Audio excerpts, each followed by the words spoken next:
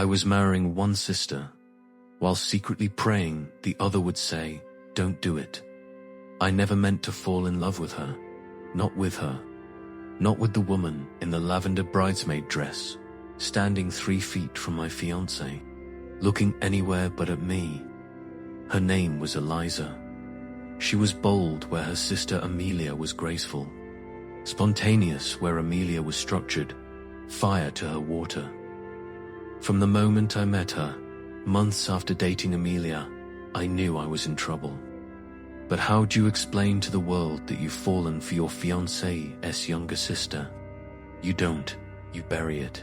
You smile. You propose. You try to love the person everyone says you should. But on the day of our engagement party in Surrey, Eliza and I were left alone in the conservatory, where she whispered, "Why are you doing this?" And I didn't answer, because I didn't know. Or I did, and I couldn't bear to say it. From that moment, something changed. Amelia started noticing the silences between us, the way Eliza avoided eye contact, the way my eyes followed her. We tried to stay distant, but weddings are intimate, messy things. Rehearsals, fittings, toasts. Eliza and I would exchange brief electric glances, the kind that say everything without words. I told myself it was just guilt, that once we were married, it would fade. But it didn't. And then, the night before the wedding, I couldn't sleep. I found Eliza sitting outside, barefoot in the dew, smoking quietly. "You shouldn't be here," she said. "Neither should you," I replied. She looked at me, eyes glossy. "You don't love her."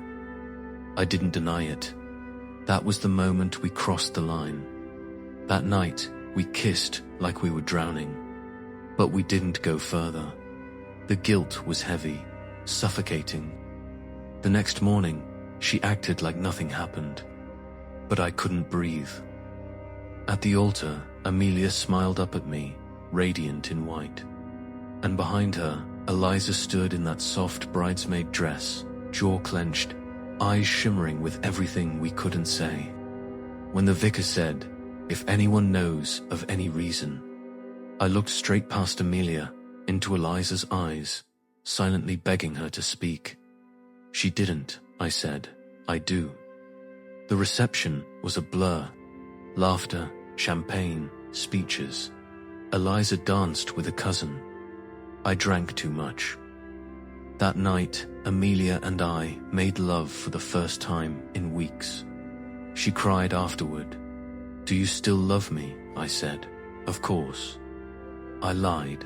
Days passed. Then weeks. Then Eliza stopped coming round. Amelia said she was traveling. I found out through Instagram stories she was in Edinburgh, alone. I drove up, sat outside her hotel. When she saw me, she didn't smile. "Too late," she said. "You made your choice," I begged. She shook her head. "You had your moment. You let me drown in that dress." I cried the whole way back. A year into marriage, Amelia miscarried. We grieved together, or pretended. 2. She clung tighter. I drifted further. One night she found the old photo of Eliza and me, arms linked at the engagement party, the way we looked at each other. She didn't scream, just stared at me and whispered, "Why did you marry me?" I had no answer. Months later, Eliza returned for her father's birthday. We barely spoke, but when our hands brushed in the kitchen, the spark was still there. Later, I found a note in my coat pocket. Just 2 words, "Not done." That night, Amelia found it. She didn't confront me. She left, quietly. No goodbye, just a ring on the nightstand.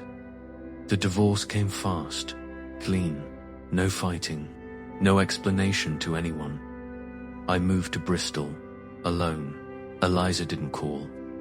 I didn't either. I think we both knew it had burned too deep. But sometimes I sit in cafes and think I see her walk by. That lavender dress burned into my memory like a wound that never quite heals. Because the truth is, I did marry one sister, but I never stopped loving the other. And that's the kind of love that doesn't ruin you. It just stays, like a bruise under the skin, tender long after the pain has gone.